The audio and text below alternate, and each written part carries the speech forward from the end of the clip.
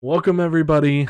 It's time to lock in Beyond the Scoreboard. I'm Grayson Patton. First episode, I'm so hyped to be here.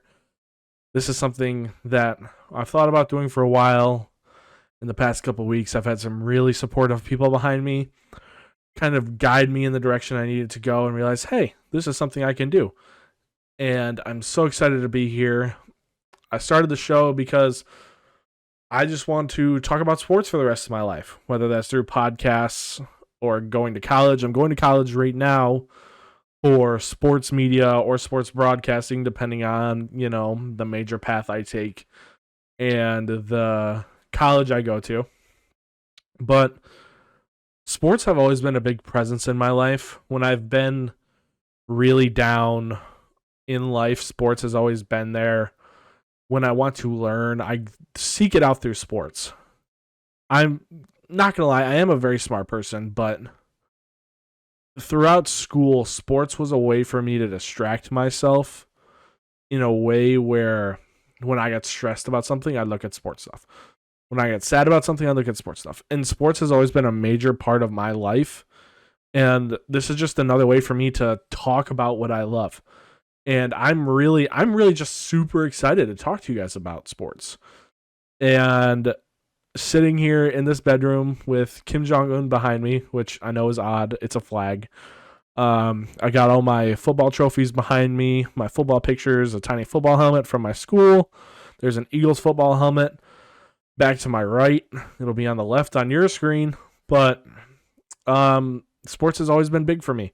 And I want to bring that kind of joy to somebody's day and entertain someone in that way where sports can also give them an outlet where they may not have one.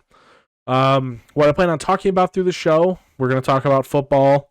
We're going to talk about baseball, basketball once all of those keep going. I'm really excited to cover the UFL this year. It's new, and spring football hopefully is here to stay because I want football year round, and a spring football league option, especially with a team like the Michigan Panthers being relatively close, it's another team for me to be able to become a fan of and follow.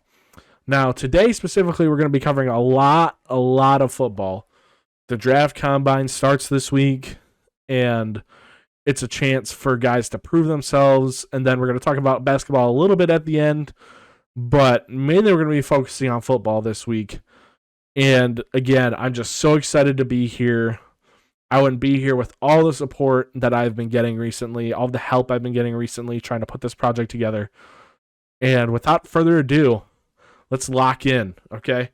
Today, we're going to be talking about the draft. So obviously, with the combine starting this week, it's a great chance for guys to prove themselves, improve, and maybe it's a chance for guys who are at the bottom of some of the draft boards to climb up, or even if they're at the bottom of, like, say they're a late first round, improve to a mid to high first round. I mean, this is a chance for guys to be able to come in and just put it all out there in front of a national TV audience, as well as an audience of experts, coaches, GMs, guys who know their way around the field to be able to bump themselves up in the playing list.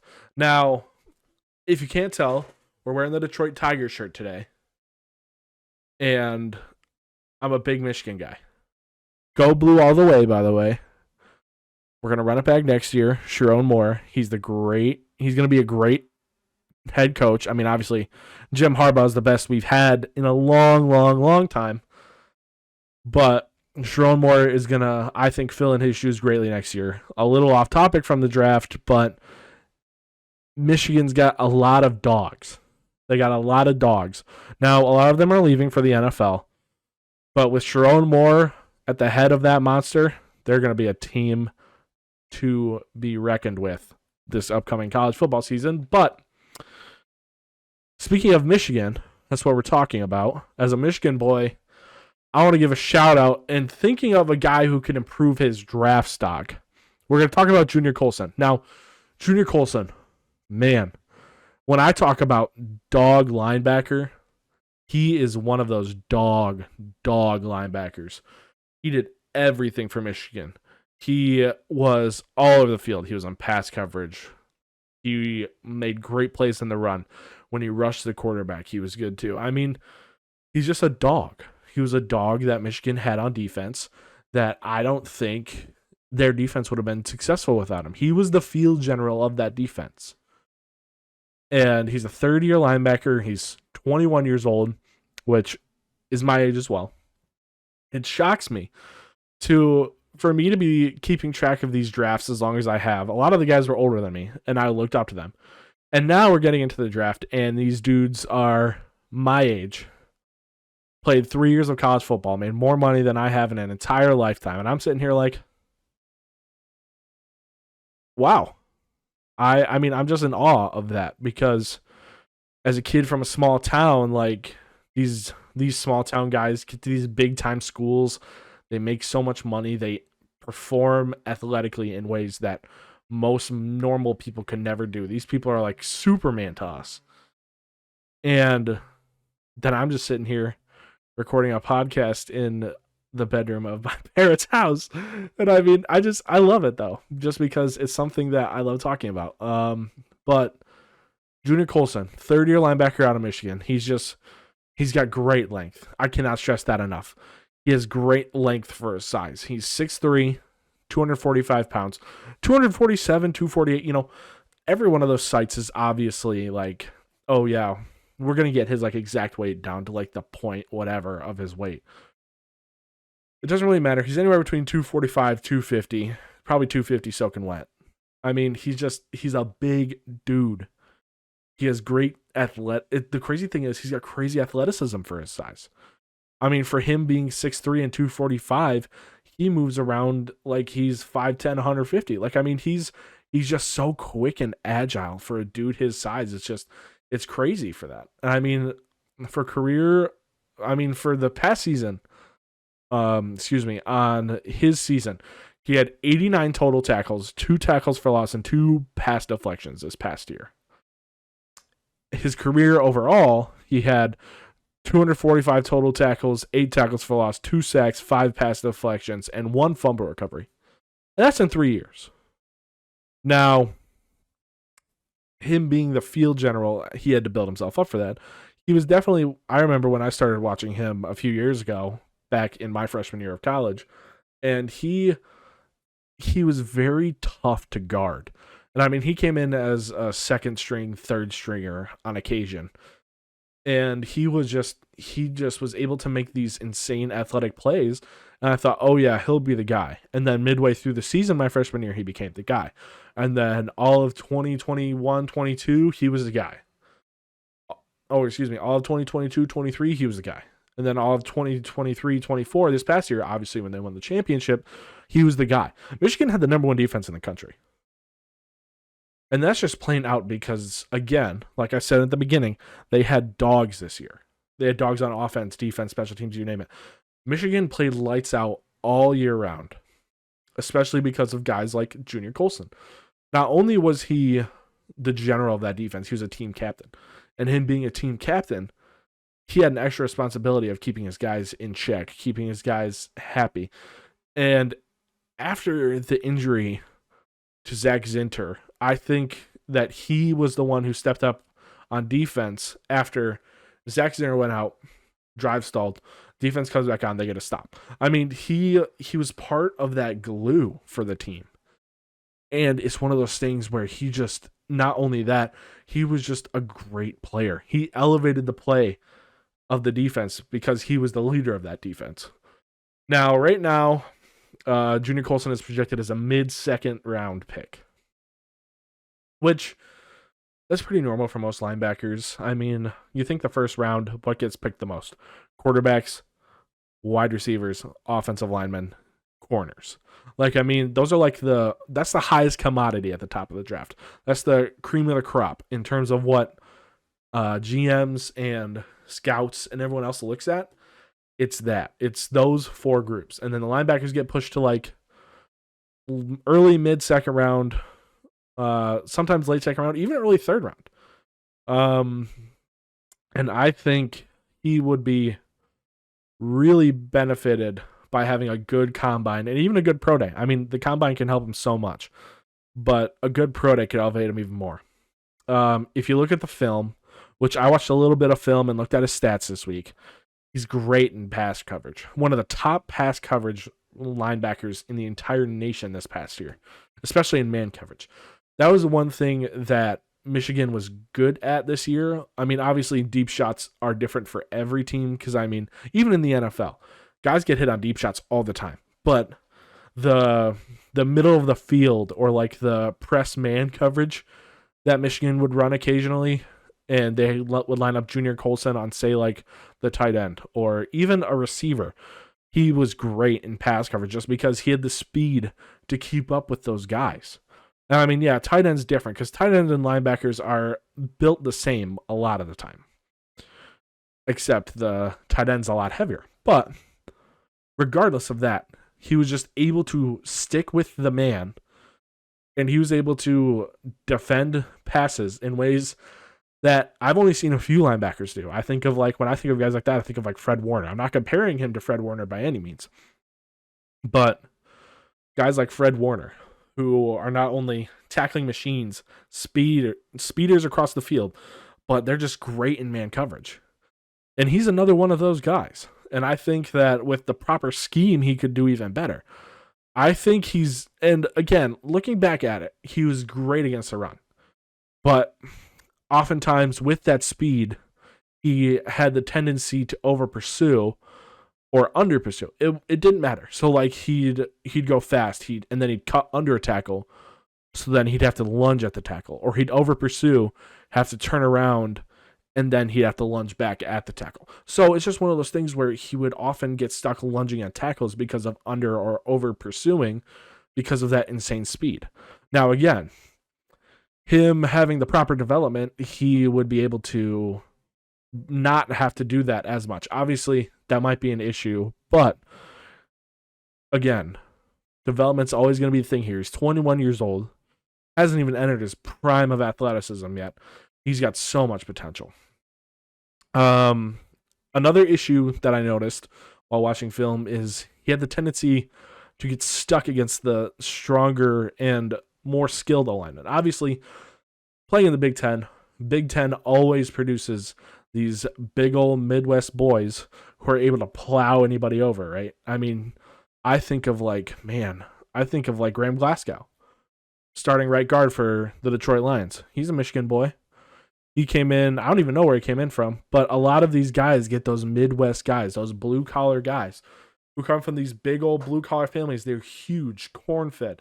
I don't know, the guys out in Iowa, obviously Iowa's tight end U. They've produced guys like TJ Hawkinson and Sam Laporta, George Kittle. Like these Iowa farm boys are coming out here and absolutely balling. And these linemen that the Midwest teams get are absolutely balling, right? He would get stuck against big guys like Joe Alt, for example, or like that's just like what I'm thinking of, but he would get stuck in rush patterns against the tackle. He would get washed down.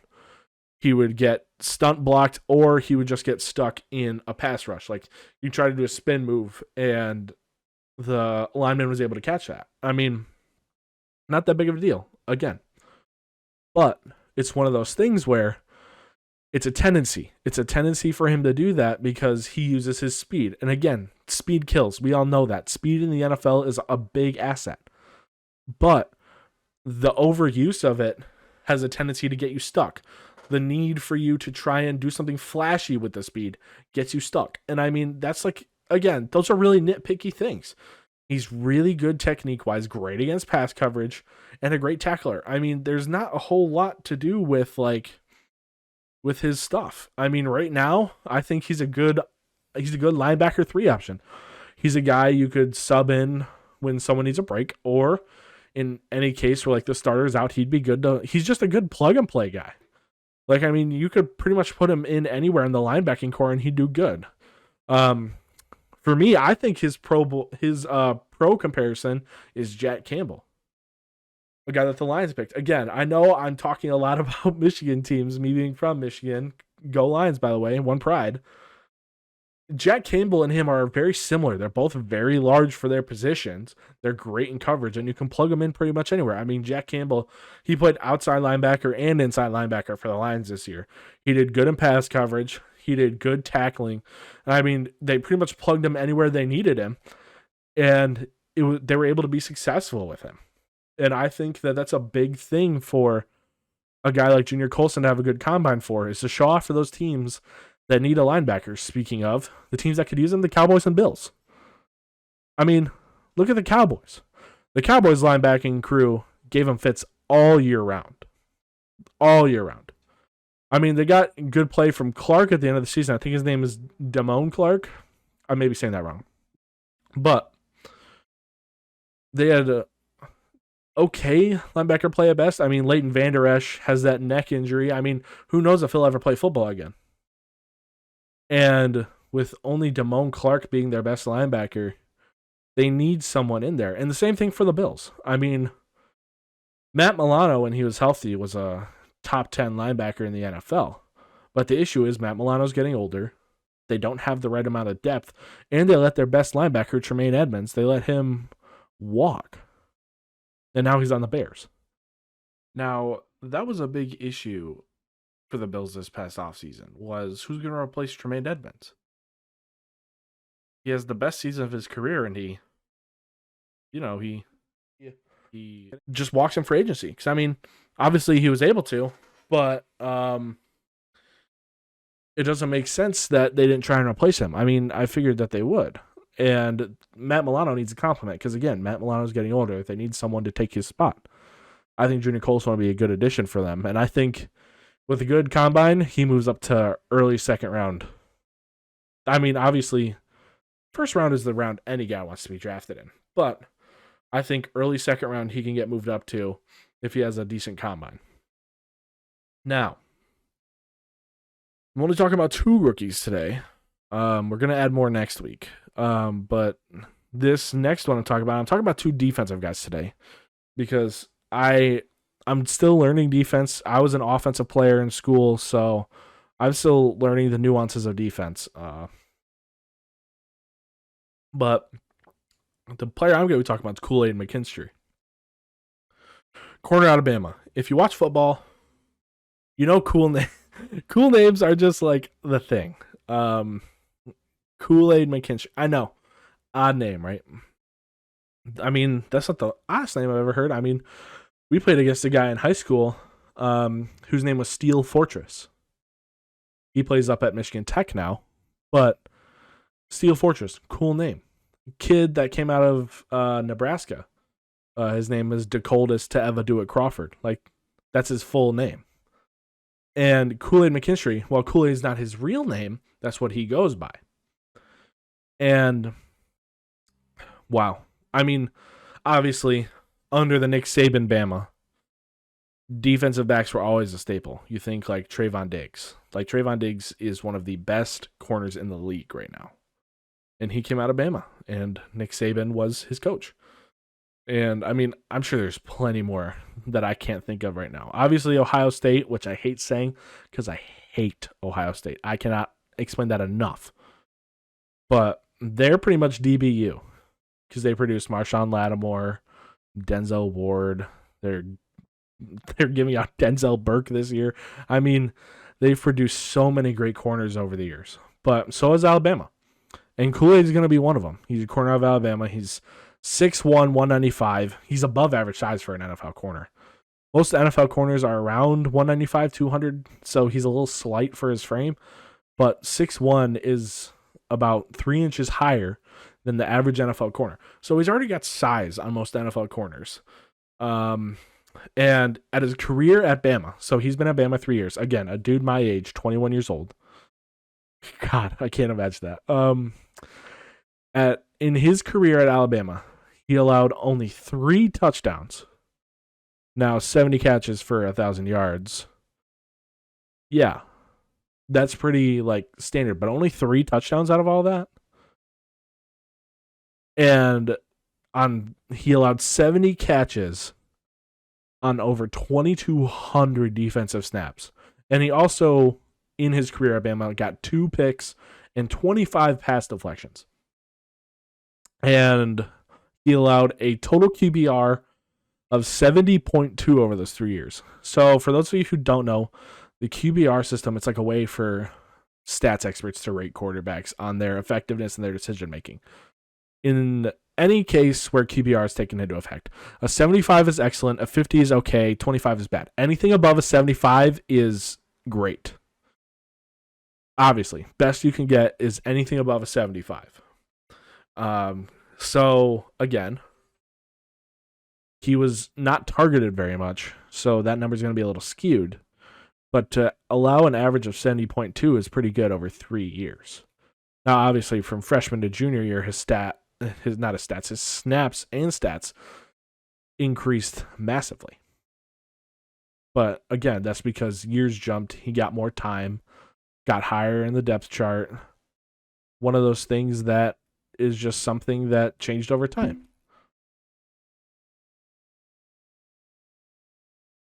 Now, with a grain of salt taken to that, great numbers at Bama. He's got great footwork. The thing about him having the slight frame is he's got good speed.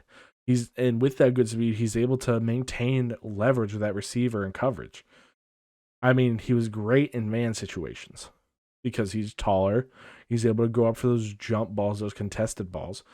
And he's just great in that being able to maintain leverage while covering the receiver. That's something not a lot of NFL guys can say. I mean, guys who have been in the NFL a long time obviously can, but the really good corners know how to do it. And it's clear that Kool-Aid does. He was great in run defense.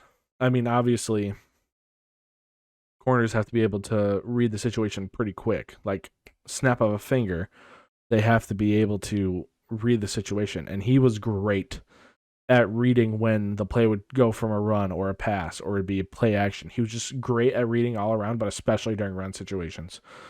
A thing with that, like I was saying with Junior Colson, speed kills, right? While not elite speed, it's still good speed. And the issue with that good speed is sometimes he would get too high on wide receivers and he'd struggle to turn his hips and get back flush with the wide receiver, which would in turn leave them open. On top of that, he just would go too fast at times. He would go too fast and play too loose. It would lead to grabs and flags. And I mean, while he wasn't penalized much, when he got penalized in those situations, it was because he was going too fast and his hand reached out, or he was in the middle of a slant coverage and grabbed the dude by the jersey or pulled him by the back of the jersey. It's silly things where he's going too fast and at the same time not able to keep up, and he does silly little grabs. Obviously, both things are really nitpicky, same as Junior Colson, but right now he's rated as a mid to late first round pick. I think personally he could get bumped up to an early first round pick if he has a good combine, shows his skills. And another thing is the pro day. The pro days are huge for colleges, especially smaller colleges. I mean, Bama's not small by any means. However, good pro days and good combines, while usually they don't mean a whole lot in terms of it, it gives them a chance to bump up their stock. Now, we're going to shift to a new segment called the Hefty Huddle. I love this segment. I came up with this segment when I was thinking about the podcast, something to kind of set it apart. As a big guy, I don't know if you can tell, I'm a big guy. I played offensive lineman in high school.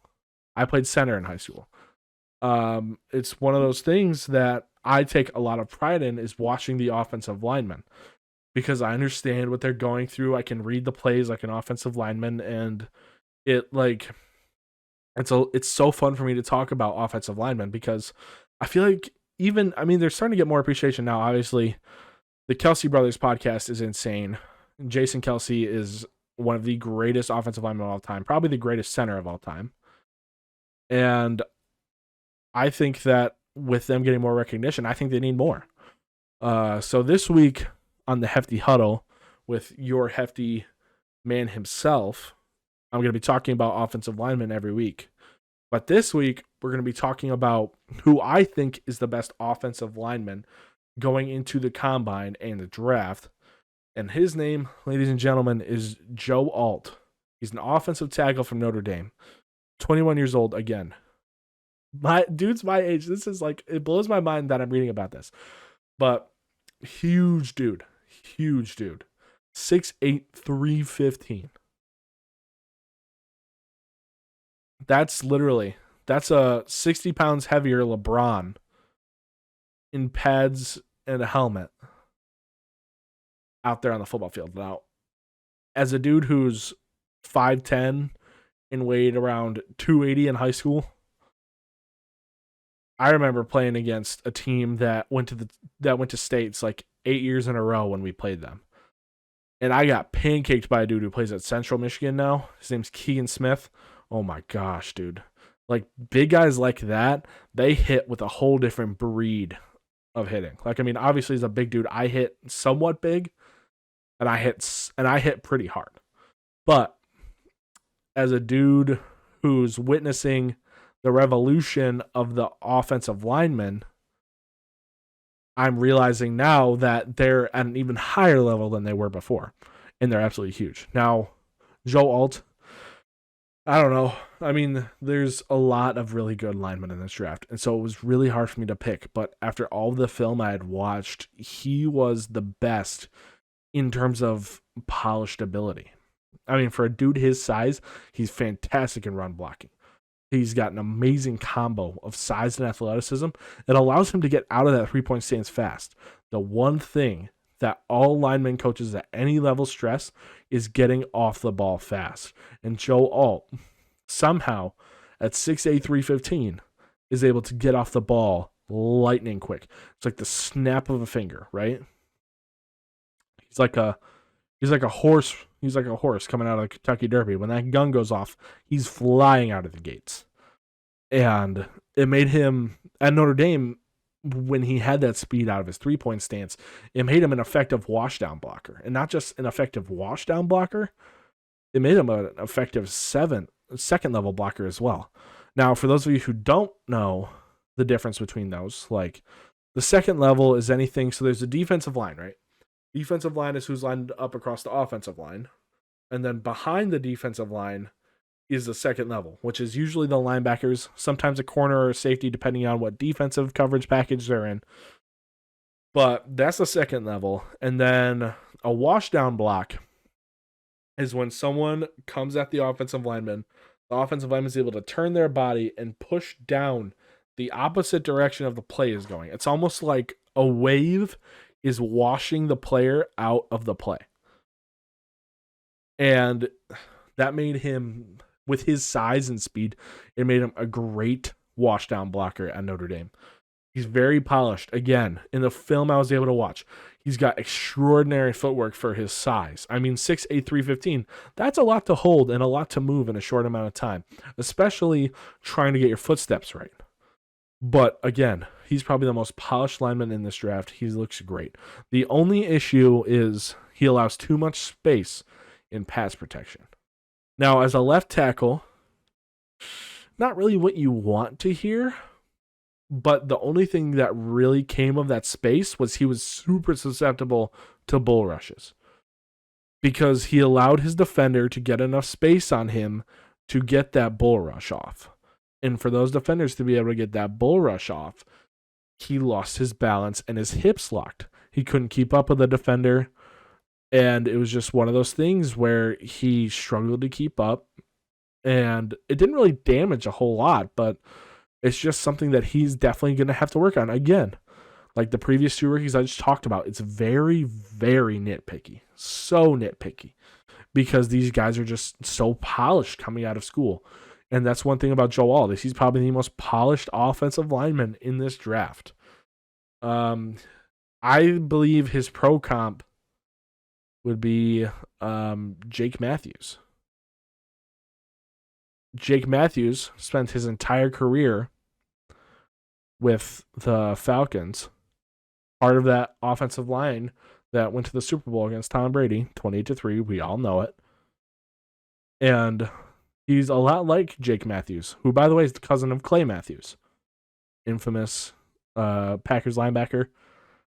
I mean, I kind of liked him, but as a Lions fan, him being a Packer isn't really my favorite thing in the world. But anyways, he's a lot like Jake Matthews he's a great run blocking left tackle. but he needs to develop his pass blocking a little bit. If he can polish off that pass blocking and allow less space, he's golden. Now, teams that could use him the most would be the Titans and the Jets, who by far are two of the worst in terms of needing fixing. The offensive line cores, obviously, we all know about the Jets. They got Aaron Rodgers in the offseason. They had Super Bowl aspirations. 4 plays into the season, he gets sacked and tears his Achilles. Now, do I entirely blame that on the offensive line? Probably like 70-30. Now, 70% is the offensive line. Because how do you allow a sack on the guy you just signed to be your franchise quarterback for the next few years and let him get hurt? Now, Aaron Rodgers is going to be 39 this year. He's old. Him getting injured was probably going to be the most likely thing to happen to him this year, whether it was going to be 4 plays into the season or 4 games into the season. It didn't matter. 30% is Aaron Rodgers being old. Now, in either case, they both need a stronger offensive lineman. Like their core group of offensive linemen, they need a stronger group. Left tackle especially. After Taylor Lewan, Michigan guy also, sorry, go blue, left. I don't even remember when he left. I think it was after that AFC championship against New England, or the AFC wildcard against New England. They beat New England, and then after they lost to the Chiefs that year, he was gone. And they just have not had a consistent left tackle play at all since. And New York just needs overall better offensive line play, not just left tackle. But either way, all would be a great choice for them to have in an offensive line group. And now next week, I'm going to cover the offensive line group that needs the most improving and the team that doesn't need to improve at all. Which is probably not going to be any of them, but the team that I think is going to have to do the least amount of remodeling in their offensive line room. Now we're going to transition back out of the Hefty Huddle. Thank you for the Hefty Huddle. All right, ready? Break. Okay, we got that out of the way. Sorry, Mike. I'm going to talk about now the quarterback I think has the most ceiling in the draft. And you're probably guessing after what I've already talked about so far and who I've talked about so far, if you guess J.J. McCarthy, you're correct. Now, everyone's saying, why are you putting him above Caleb Williams or Drake May? Caleb Williams is another one of those generational talents. There's one of those every year. I mean, obviously, the best quarterback out of last year's class is probably Kenny Pickett. Because last year's quarterback class was horrible in terms of comparing it to the past few years. Now, they're good, but they're not great. I mean, think back, how long has Trevor Lawrence been in the league now? 3 years? I mean, Trevor Lawrence was a generational talent. Joe Burrow was a generational talent. Baker Mayfield was supposed to be a generational. I mean, like, there are these guys that they say are generational talents every year. And every sign I've seen with Caleb Williams, I think he's going to be a bust. And everyone's like, what? Why do you think he's a bust? You're weird for that. I mean, yeah, I don't think Caleb Williams has what it takes to compete against an NFL defense. He played in the Pac-12. USC let up like 35, 40 points a game on average. But that was Pac-12 defense. Pac-12 teams had no defense. I also think that Caleb Williams struggles with the idea of being the guy, being the leader. Because it seemed like in those big play moments in college, they would cave. He would choke them away. And he never made it to the big stage in college. And he followed Lincoln Riley, who's a snake at Oklahoma, for what he did. He followed Lincoln Riley to USC, expecting to go to the national championship 2 years in a row. And 2 years in a row, they start the season off hot, undefeated, and then they lose 5 of the last 7 games, and they're lackadaisical. He's just so inconsistent with his performances that I think he's a bust. And Drake May, I don't think Drake May's bad. It's another Mitch Trubisky and Sam Howell situation. guys who looked really good coming out of college and have underperformed. And I think unless Drake May lands in the perfect situation for him, I think he becomes a career backup. He's going to turn out like Mitch Trubisky. I mean, that's the reasoning I have behind it. I think JJ was put in the perfect situation for him. Decommitted from Ohio State, by the way. So glad he did that. Go blue for that. But on top of that, he played at such a high level at Michigan. Like he was a consistent arm talent. Here are his career stats for Michigan. 3 years, 21 years old. Again, a guy my age.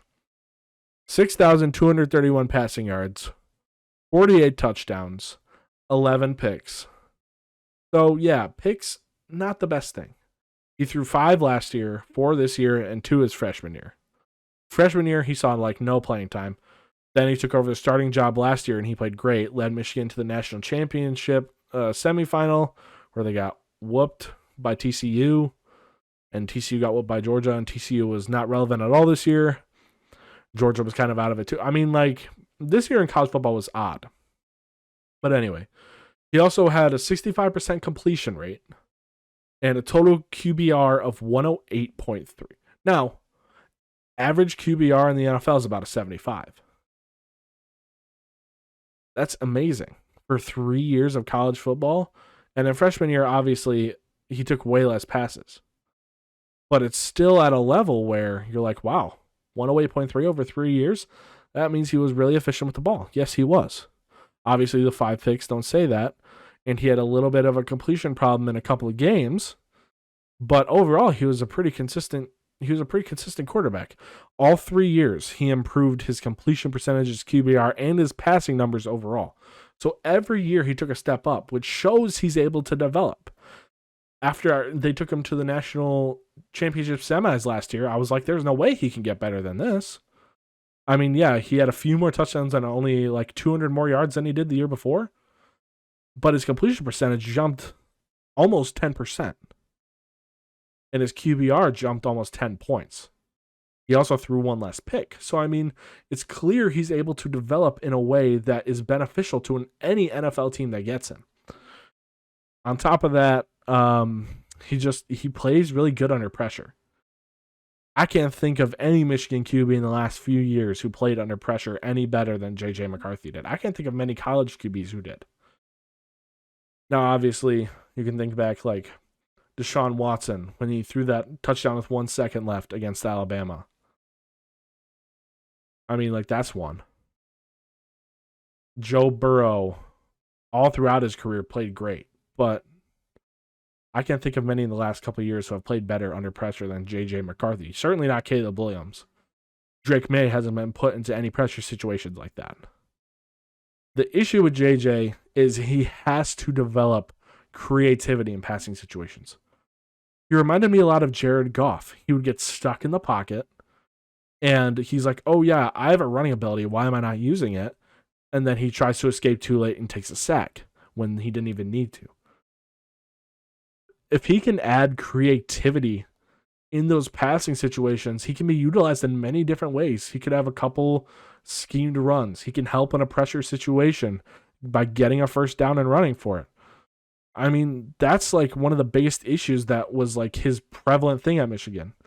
He would constantly get in a state where he would get stuck in the pocket, look for his guys, they're not open, and he just gets stuck taking a sack because he did not move his feet out of the pocket. Now, another issue is he's also a little too light. He's tall. I mean, obviously, he's like 6'2", 6'3". He's a tall kid. But his issue is he's really light. He's 191 from what I remember reading a couple, like, when I was looking at his stuff, he was probably 191, maybe. And I mean, he needs to hit the weights to be able to take NFL level hits because those hits are going to hurt way more than college will. He also needs to add some, excuse me, needs to add some throwing power into his throw. He was a one-speed thrower. He either threw it with amazing loft and touch, or He just put so much power and force behind it that it was overthrown or too hard and the balls were dropped. He has the velocity to get the ball over the middle in those tight windows. That's about it, though.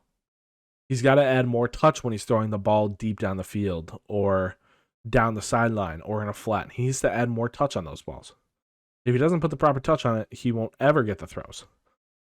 But if he's able to develop like that, I think he could be really good for any team. His pro comp, I said, was Baker Mayfield. A lot like Baker coming out of college. There's a couple unpolished things, but he had amazing upside. So did Baker. I mean, Baker was the Heisman winner. Baker was one of the best college QBs in that class.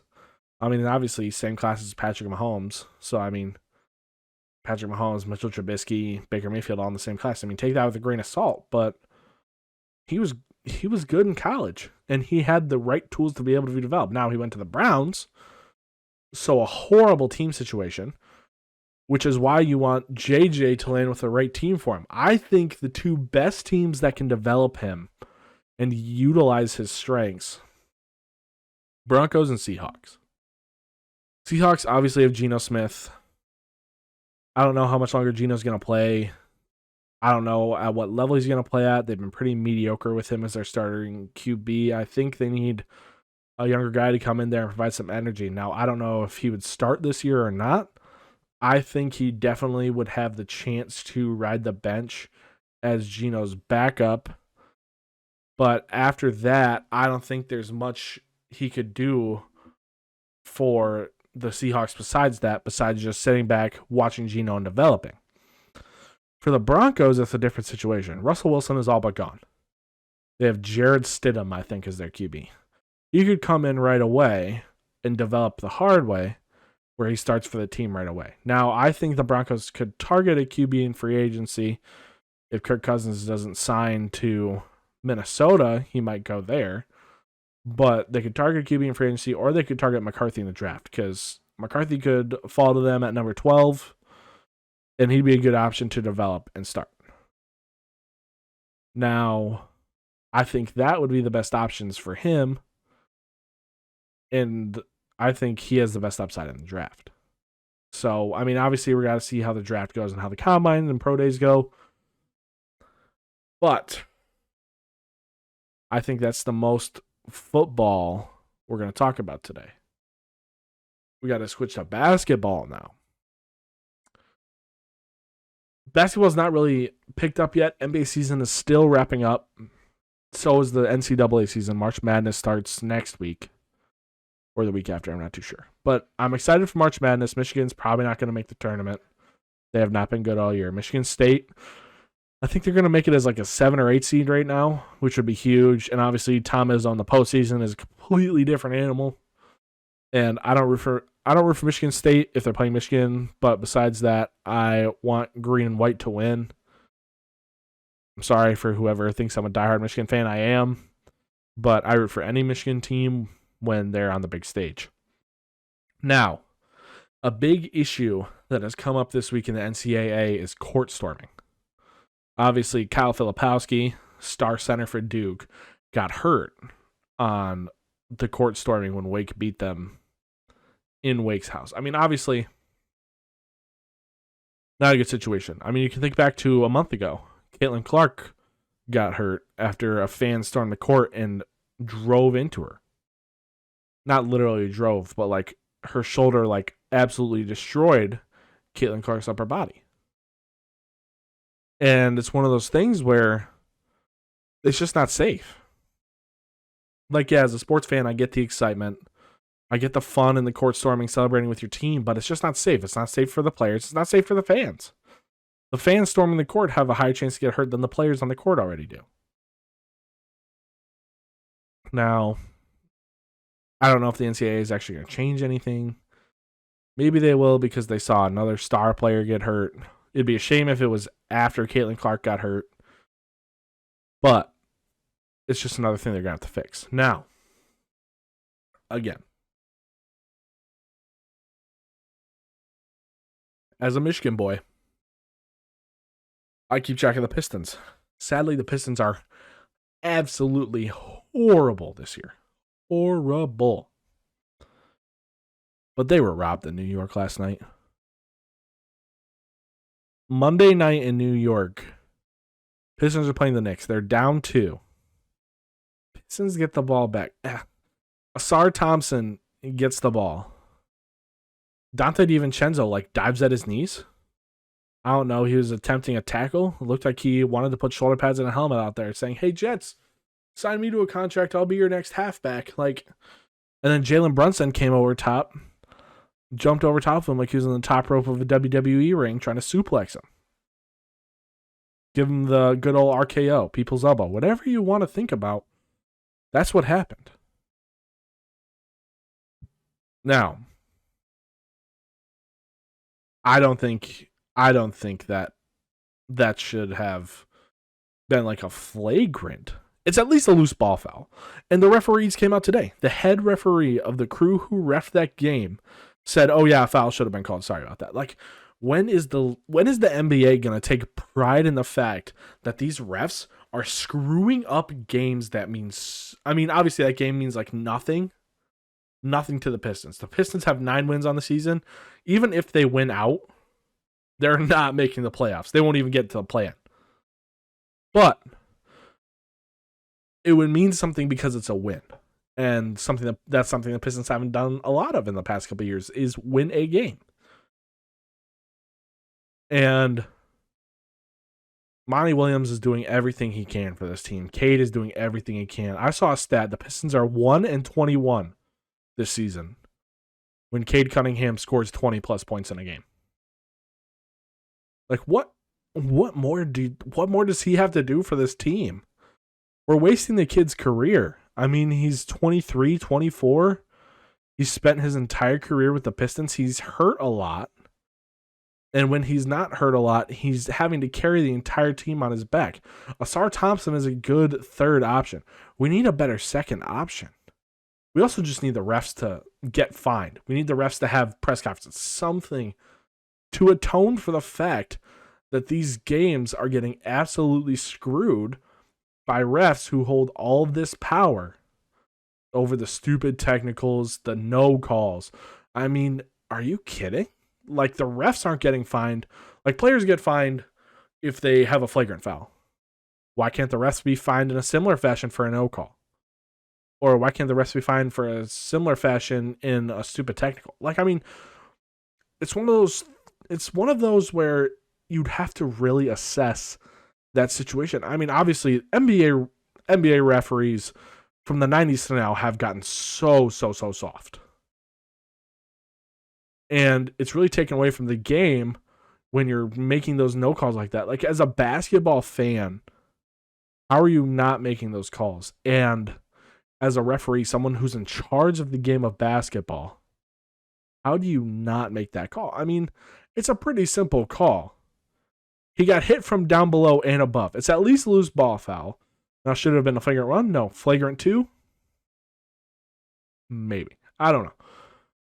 I think that the refs need to be held more accountable for their actions in meaningful situations.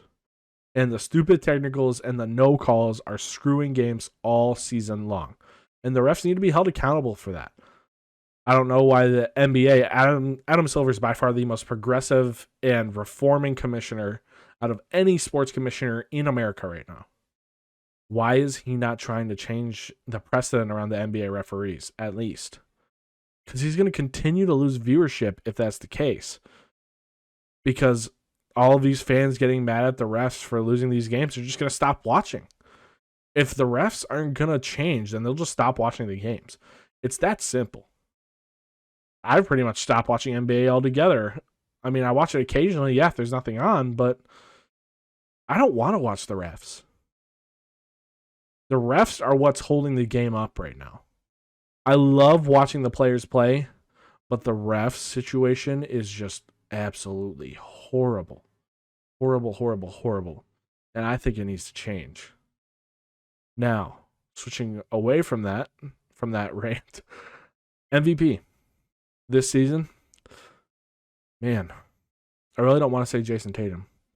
Jason Tatum is by far not the best player in the league. He's playing on the best team in the league right now.